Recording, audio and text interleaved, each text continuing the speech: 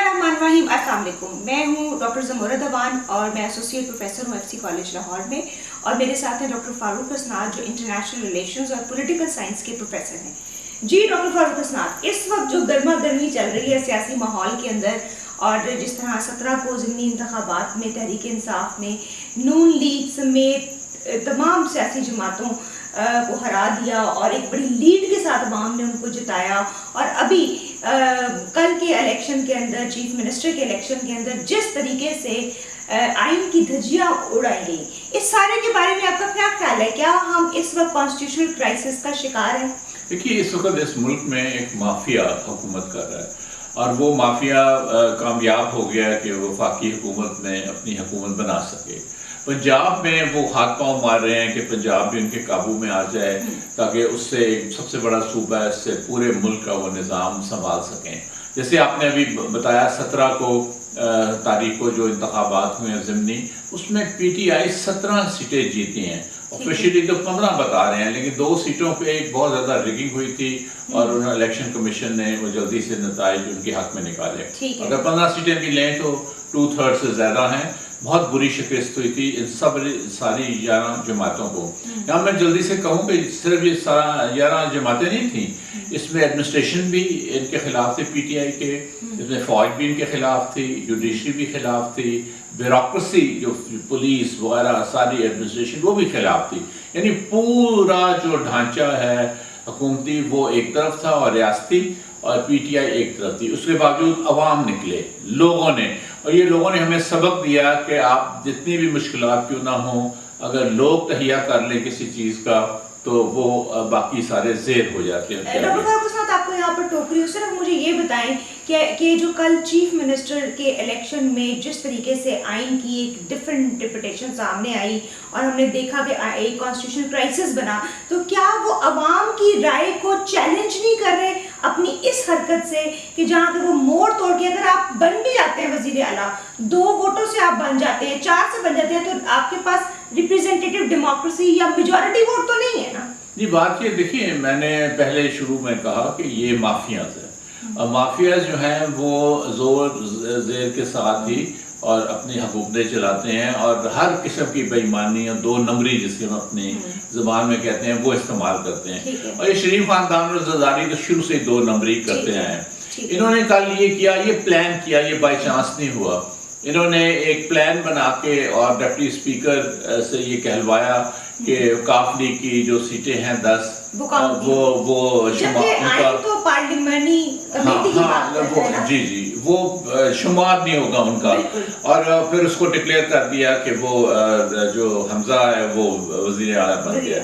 नहीं तो हमजा, मरियम नवाज, ये बिलावल जरदारी, क्या ये पार्टियां जमहूरी पार्टियां हैं जो अपने बच्चों के अलावा, अपने खानदान के अलावा इनको कोई सीनियर मेंबर नहीं मिलता? मुझे लगता है हमजा शरीफ का, ये हमजा शरीफ कह रही हूँ, हमजा शहबाज का जो ये इलेक्शन है, इसको कंट्रोल किया जा सकता था, मैनेज किया जा सकता था अच्छे तरीके से, अगर पार्टी के अंदर से सीनियर किसी मेंबर को ये शहबाज ये कर देते। नहीं देखिए, वो अगर तो जमहूरी जहन होता है ना, तो अगर सिर्फ ये है कि आपने लूटना है और आपने मनी लॉन्ड्रिंग करनी है और आपने बाहर भाग जाना है, सारे पैसे बाहर आपने रखने हैं, जायदादें बाहर बनानी है, तो आपकी तो अवाम के साथ और पाकिस्तान के साथ कोई दिलचस्पी नहीं है, आपको दिलचस्पी अपनी ज़ात के साथ है। इसलिए ये हरकतें इसलिए करते हैं कि हम बाय होक कॉकरोच जिसे अंग्रेजी में कहते हैं, हमने हर सूरत पावर में आना है। इसलिए नहीं हमने आना कि हमने लोगों की खिदमत करनी है पाकिस्तान की, हमने इसलिए आना है कि एक तो हमने लूटमार करनी है और एक दूसरे के इंटरेस्ट को सेव का वो तो एक कर ही नहीं है, और दूसरी बात है कि जो हमने लूटमार की हुई है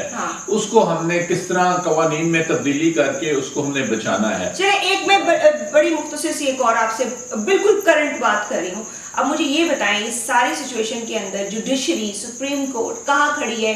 वो क्या करने जा रही है? कल का वक्त दिया उन्होंने फैसले के लिए, तो क्या आपको लगता है कि क्या करेंगे? पहली बात तो ये कि जो हमजा शहबाज को इन्होंने इस तरीके से कह दिया है कि वो इक़्तिदार संभाले, या वो, और वो 40 मेंबरान को अपनी काबीना के अंदर शामिल कर रहे हैं, वो भी एक मज़क्क़त बात है। तो लेकिन इसमें आप जुडिशरी का क्या किरदार? लेकिन सारा मजाक हो रहा है। सारा ही मजाक है, इसलिए कि जब वो हार गया, शिकस्त खा गया, ठीक है, इसलिए कि अब टेक्निकल उस चीज में हम नहीं जाते, उसमें मोटी सी बात है कि वहाँ पे जो पार्लिमानी पार्टी है उसने फैसला करना था कि वो वोट कहाँ जाएंगे, ना कि पार्टी हेड ने। ये बिल्कुल क्लियरली लिखा हुआ है, कल सुप्रीम कोर्ट ने भी कह दिया है। लेकिन समझ नहीं आई कि सुप्रीम कोर्ट ने फिर से इसको केयर टेकर चीफ मिनिस्टर क्यों बना दिया है, इसकी हरकतें जानते हुए भी। अगर उन्होंने बनाना ही था किसी को चीफ मिनिस्टर 1 दिन के लिए या 2 दिन के लिए या 3 दिन के लिए, तो वो किसी सीनियर मेंबर, चाहे वो नून लीग का ही होता या असेंबली का कोई सीनियर मेंबर होता, उसको वो चार्ज दे देते और अपनी सुपरविजन में, जो यहाँ पे भी कहा हमारी सुपरविजन में। लेकिन बात ये है कि सुप्रीम कोर्ट की सुपरविजन ये मान नहीं रहे ना नून लीग वाले, क्योंकि सुप्रीम कोर्ट ने कहा था कि आपने कोई धांधली नहीं करनी, कुछ नहीं करना, और उन्होंने दबा के धांधली की 17 तारीख को बाई इलेक्शंस में।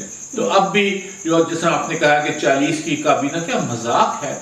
कल आपका केस लगा हुआ है, सुप्रीम कोर्ट की रूलिंग है कि आपको वोट जो है वो जो आपने गलत वहां पे डिप्टी स्पीकर ने फैसला किया है, जो सारी पार्टीज को ये एहसास नहीं है कि इस वक्त डॉलर कहाँ जा रहा है, हमारी एक्सपोर्ट कहाँ जा रही है, हमारी इकोनॉमी कोलैप्स हो रही है, हम श्रीलंका की पोजीशन के ऊपर जा रहे हैं। देखें डॉक्टर जोहर, बात ये है कि ये तो बाहर भाग जाएंगे ना, इनके पैसे तो बाहर हैं, इनकी जायदादें वहाँ, और हम रह जाएंगे यहाँ रोने के लिए। नहीं, आप रोने के लिए तो नहीं रहेंगे, फिर रो भी नहीं सकेंगे। अल्लाह ना करे इतनी बड़ी अगर आफत आ जाए मुल्क को आसान, तो ये कायदे आज़म ने इसलिए मुल्क बनाया था कि हम इसको रोन के रख दें और इसमें ये तमाशे करें। ये तो, और जो हमारे फाउंडिंग फादर्स थे इसलिए उन्होंने ये मुल्क बनाया था, लोगों ने इसलिए कुर्बानियाँ दी थी यहाँ पे जब हिजरत उन्होंने की, और उसके बाद भी कि ये हम इसका ये हशर करें कि अपनी ज़ाती जागीर बना लें और फैमिली जो है मारूसी यहाँ पे सियासत ले आए, बादशाहत एक किस्म की। हालांकि ये बादशाहत वैसे की अगर बैकग्राउंड देखें तो मैं कहना नहीं चाहता, तो कहना भी नहीं चाहिए, हमें पता है ये पीछे से क्या है, तो इसलिए इस किस्म की बातें नहीं करें तो अच्छा है और मुल्क को आगे चलने दें। और कल इंशाल्लाह देखिए फैसला हो जाता है तो ज़हूर जो परवेज़ लाई हैं वो वज़ीर आला बनेंगे, और उसके बाद फिर उम्मीद की जा सकती है कि किसी हद तक यहाँ पे एक इस्तेकाम आ जाए। वैसे जिस तरह के सुप्रीम कोर्ट के पहले फैसले आए हैं उसके अंदर एक रिग मरोल की सिचुएशन और अनक्लैरिटी काफ़ी ज़्यादा पाई जाती है और मुख्तलिफ इंटरप्रिटेशंस भी होती हैं। लेकिन अब देखना यह है कि आने वाले दिनों में या ख़ास तौर पे कल का जो फैसला है वो बड़ा अहम है इस सारी पॉलिटिकल सिचुएशन को देखकर। Thank you doctor, thank you.